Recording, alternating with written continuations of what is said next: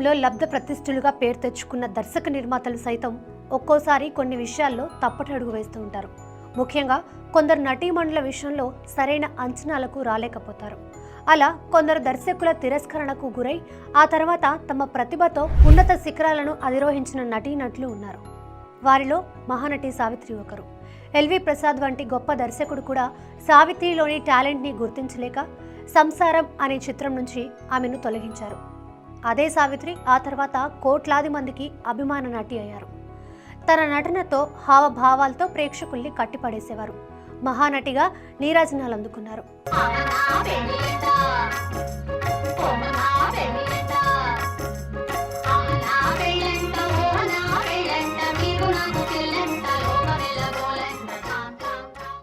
అలాంటి అపురూపమైన నటి సావిత్రి జీవితం చివరి దశ విషాదకరంగా మారడం అందరినీ కలిచివేసింది. ప్రేక్షకుల మనసుల్లో సుస్థిర స్థానం సంపాదించుకున్న సావిత్రి ఆసుపత్రి పాలైనప్పుడు ఒక్క బెడ్కి కూడా నోచుకోలేదు.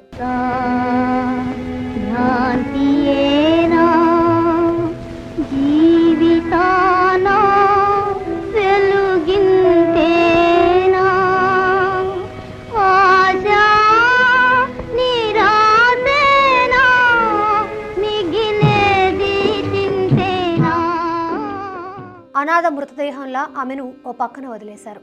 ఆ తర్వాత ఈ విషయం తెలుసుకున్న ఆమె అభిమానులు తల్లడిల్లిపోయారు. ఆమె ఉన్న ఆసుపత్రికి చేరుకొని కన్నీరు మున్నీరయ్యారు. సావిత్రి ఆసుపత్రి పాలవ్వడానికి ముందు ఏం జరిగింది అనేది తెలుసుకుందాం. ఎంతోమంది నటీమణులు చేసిన తప్పే సావిత్రి కూడా చేశారు. అప్పట్లో పెళ్ళైన వారిని హీరోయిన్లు రెండో పెళ్లి, మూడో పెళ్లి చేసుకోవడం అనేది జరుగుతూ ఉండేది. అలా సావిత్రి జెమినీ గణేషన్ ప్రేమలో పడడం, అతనికి పెళ్ళైందని తెలిసినప్పటికీ రెండో పెళ్లికి సిద్ధపడడం జరిగిపోయింది. పెళ్లి తర్వాత సావిత్రి కెరీర్ గ్రాఫ్ పడిపోతూ వచ్చింది. ఒక దశలో జెమినీ గణేషన్ గురించి అన్ని విషయాలు తెలియడంతో ఆమె మనసు విరిగిపోయింది. ప్రేమకు దూరమై మద్యానికి దగ్గరైంది. రాత్రి పగలు అనే తేడా లేకుండా మద్యాన్ని సేవించేవారు. ఆహారం మానేసి మద్యాన్ని తాగడం వల్ల ఆమె ఆరోగ్యం క్షీణించింది.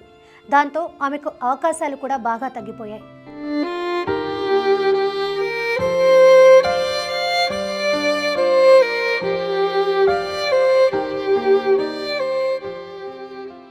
ఎవరైనా తనపై అభిమానంతో క్యారెక్టర్ ఇస్తే దాన్ని మహాప్రసాదంగా స్వీకరించేవారు. అలా 1979లో అనంతనాగ్ లక్ష్మి జంటగా నటించిన చందన గొంబే అనే కన్నడ చిత్రంలో లక్ష్మికి తల్లిగా నటించారు సావిత్రి. ఆ సినిమా షూటింగ్ కోసం బెంగళూరు వెళ్లారు. అక్కడ చాణక్య హోటల్లో ఆమెకు బస ఏర్పాటు చేశారు.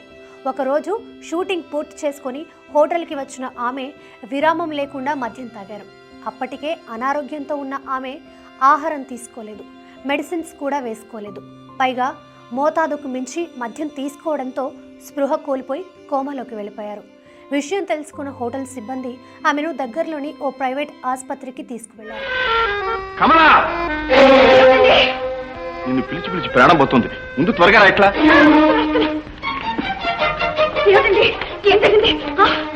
ఏమిటా కంగారు? మీరు అలాగే కదండి ఇప్పుడు పిలిచారు.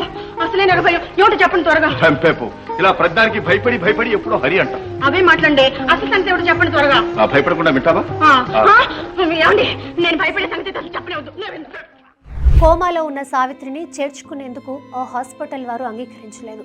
గత్యంతరం లేక ప్రభుత్వ ఆసుపత్రిలో చేర్పించి హోటల్ సిబ్బంది వెళ్ళిపోయారు. ఆ తర్వాత ఒక పేషెంట్కు బెడ్ ఇచ్చేందుకు సావిత్రిని బెడ్ నుంచి ఖాళీ చేయించి ఆసుపత్రి పరిసరాలలో అనాథ పేషెంట్లా పడుకోబెట్టారు. విషయం తెలుసుకొని అక్కడికి వచ్చిన నటి లక్ష్మి, నిర్మాత వీరస్వామి సావిత్రిని ఆ పరిస్థితిలో చూసి హాస్పిటల్ సిబ్బందిపై గొడవకు దిగారు. ఆ తర్వాత ఆమెను స్పెషల్ వార్డులో చేర్పించారు. మహానటి సావిత్రి ఆసుపత్రి పాలైందన్న వార్త తమిళనాడు, ఆంధ్రప్రదేశ్ అంతటా వ్యాపించింది. దీంతో వేలాదిగా అభిమానులు ఆసుపత్రికి తరలివచ్చారు.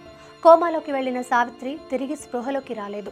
596 రోజుల పాటు కోమాలోనే ఉన్న ఆమె 1981 డిసెంబర్ 26న ప్రేక్షకులను కన్నీటి సముద్రంలో ముంచి తిరిగి రాని లోకాలకు వెళ్ళిపోయారు.